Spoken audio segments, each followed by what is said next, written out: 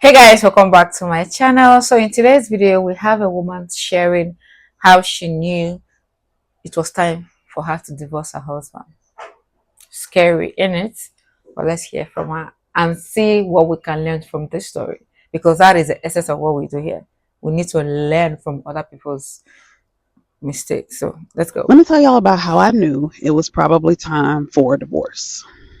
So it started one morning about 4 or 5 months ago. So y'all, this is fresh. This is still pretty new. I was still in my bed and my husband was in the shower. I'm sleeping good. And of course, his alarm starts going off. When I went to go turn it off, I saw something very interesting. So you know how on iPhones and Androids, like you can see the last media played on your phone and it kind of scrolls across the screen? Well, when I picked up his phone to go turn the alarm off, the last media that was played was corn. Not corn, y'all know what I mean. Now I didn't get mad right away. I mean, I'm not a prude. I watch corn from time to time, but it was the timing.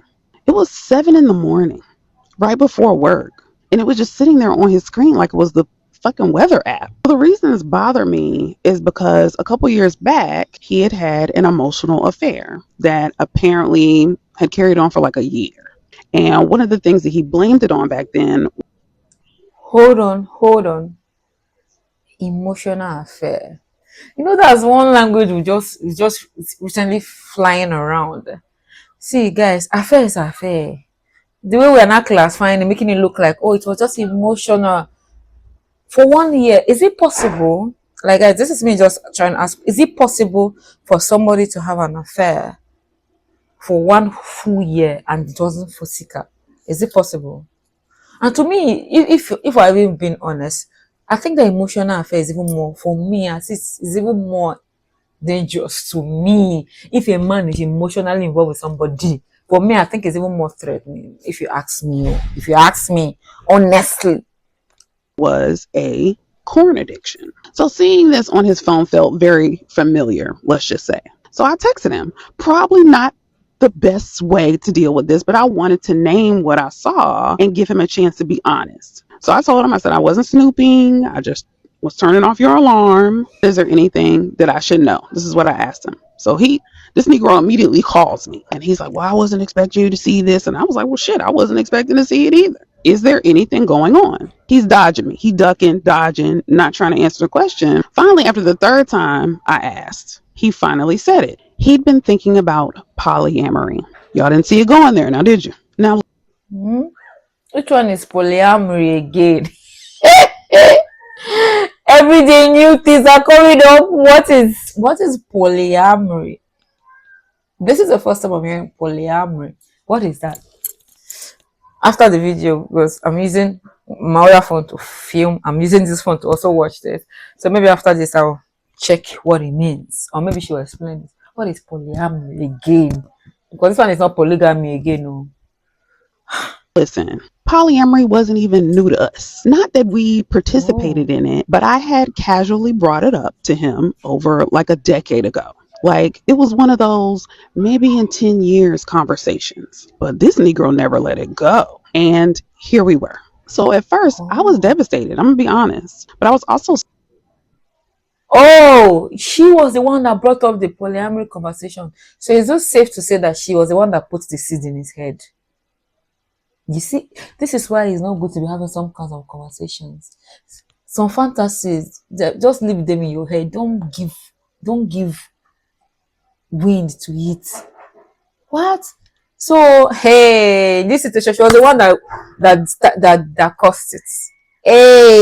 so Hey. broken at that point in our relationship that I actually tried to entertain it, y'all. I started texting him rules and boundaries and shit like I was prepping for it. But eventually I got quiet and I realized that I don't want this. I can't do this. And I told him that, and he seemed fine with it. That night he came home and we barely spoke to each other. But let me tell y'all what I did. I sat on the couch, I opened up my laptop, pulled up a Google Doc, and I literally sat there for a couple of hours and wrote out everything. 16 years of history, the good, the bad, the numb. And then I dropped all that shit into Chat GPT. And I asked Chat GPT, Ooh. does this man love me? And Chat GPT did the equivalent of a long sigh. And Hold on. Hold on. Is it the ChatGPT that we all know? But then again, because of the way I use ChatGPT can be a very good analyzer. So let's get that out there. ChatGPT can actually know how to analyze situation, and to make it see in a way you were not even thinking about. It has helped me in a very good way. So, but I don't know about using it for your marriage or relationship. What? Like, I don't know how to feel about this. Like, I don't know how to feel about this. Well, she said she did give him some outlines to work with. Ugh, okay, let's continue. It laid out all the facts and said, from what you're describing, it does not sound like love. Y'all, let me tell you, I physically Mm, threw up and I didn't need ChatGPT to tell me this. I was there, but just to see it on paper, that shit rocked me. And so I went to him and mm, I asked, why do you love me? And his answer, you take care of me and you take care of the kids. And let me mm. tell y'all, y'all are probably like, girl, he had been honestly saying this for years when I would ask him. We'd been together for 16 years. So, of Oh, course, I'd asked him this question before. But this time, something broke. Or maybe something finally clicked. I don't know. It was like a movie scene, y'all. It was like a movie was playing in my head. Scene after scene, shooting in my head. All the moments I had brushed off. All the times I told myself, that's just how he is. It felt like I was watching like my own relationship on a screen, and suddenly I could not unsee it. I saw the emotional distance I had been excusing for years. The way I had been filling in the gaps, doing the heavy lifting to just keep us connected while he stayed absent. wow, I realized I had been building the bridge both ways and calling it love. And in that moment, I finally saw it clearly. This wasn't just about him being broken. I was broken too. I had been so busy trying to carry the weight for both of us that I had just ignored how empty it left me. So from that moment wow, on, we have lived in separate rooms. We were lucky and blessed enough to have a separate space for him to go. And at first, I thought that the space might spark some clarity.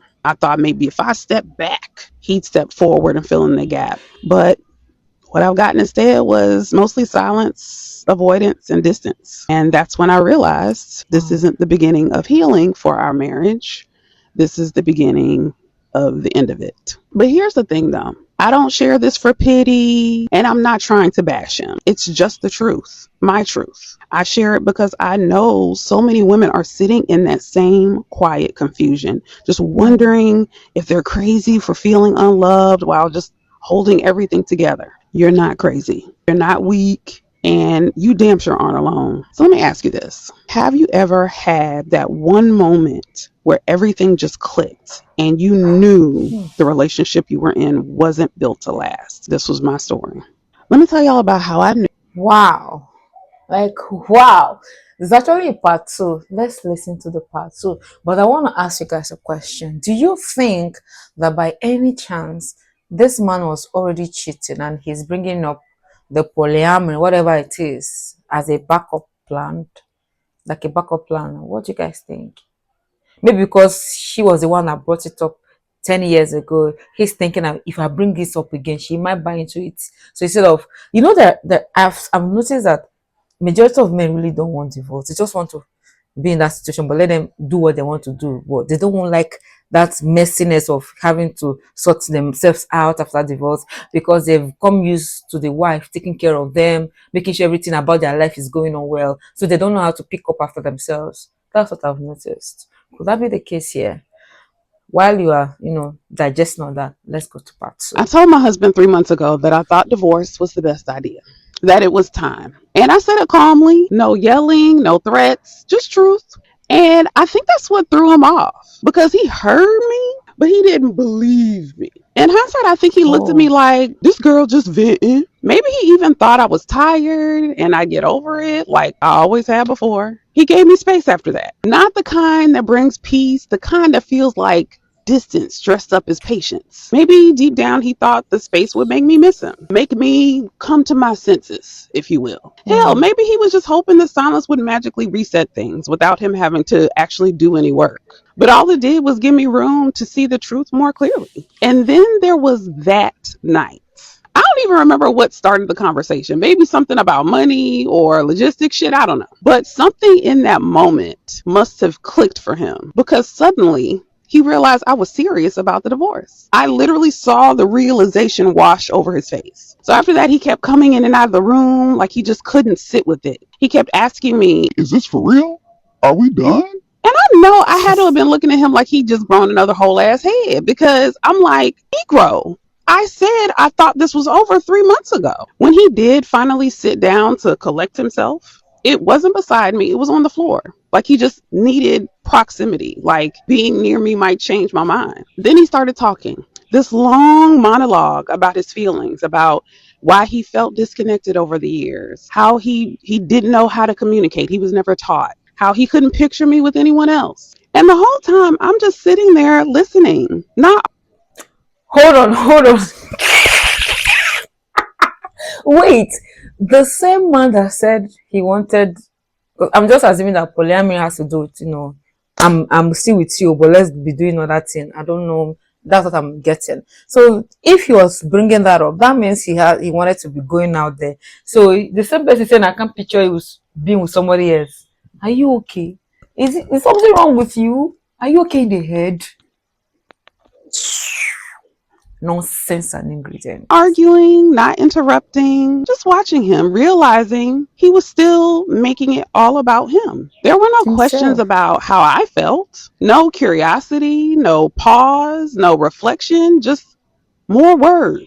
Never a moment of, damn, I don't think I ever really saw her. It was all him, him, him, him. His pain, his fear, his confusion. And I remember just staring at him with like a slow blink, like, you still don't see me. Even in your heartbreak, I'm still invisible. And that was the quietest kind of closure. Realizing that even in the moment he finally got it, he still didn't. Because this whole thing, even the ending, was still being narrated from his perspective.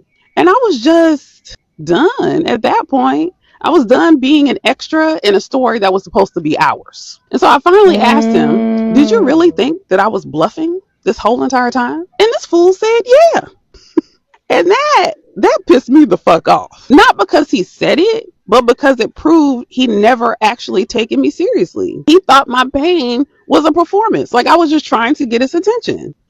Meanwhile, I had been grieving us quietly for months, crying before work, crying after work, snotting all over every goddamn thing, doing what women do when we've already decided but haven't said it out loud yet, mourning the relationship in real time while still showing up like everything is fine. So by the time he had this breakdown, I was cool as a motherfucking cucumber. He kept looking at me and asking, how did you get over this so fast? And I wanted to say fast. Baby, there was nothing fast about this. I've been grieving this ending for months. You just never noticed. But I didn't say that. That mm, night, I didn't raise my voice, didn't gloat, didn't say I told you so, nothing. Because there was nothing left to say. I'd already said everything I needed to say. He was just now realizing what I had already survived. And that's the part that people don't understand. mm. When a woman finally looks calm, that's not detachment. That's completion. By the time I said I was done, I'd already done the grieving, the forgiving, the mental unpacking. I had already let go. He was just late to the realization. And that's the heartbreak people don't talk about. When you've already buried the version of yourself that used to beg to be heard, and they finally decide to start listening. So if you've ever felt yourself in my story and just need a way to check in with where you are, I built something that can help you with that. You can find it at the link in my bio.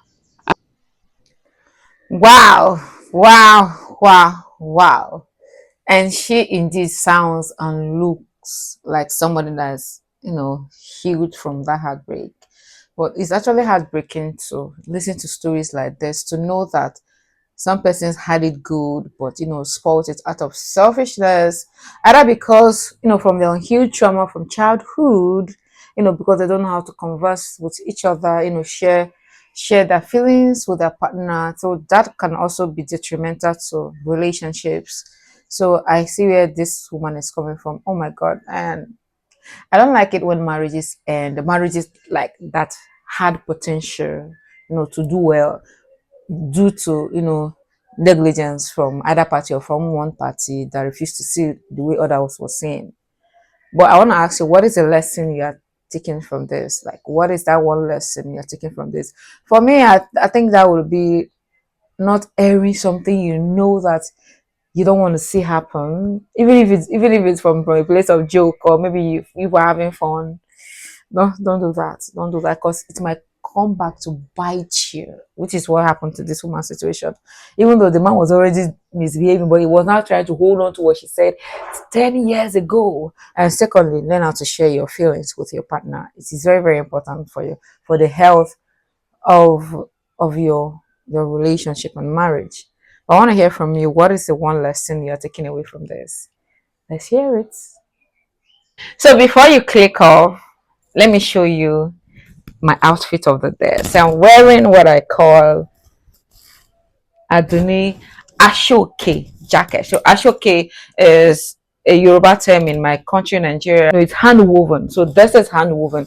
Everything about this fabric is hand woven. It takes days to make hand woven, hand woven. So this, I'm sure you guys have seen a clip I'm showing. It is available on my website. I have several other outfits on my website as well. Just encourage this growing business of mine. Everything is done in my country, Nigeria. So I ship to the US, I ship to UK, I ship to Germany, I ship to Canada. Anywhere yeah, that my country people can get to, just know that I can ship to you.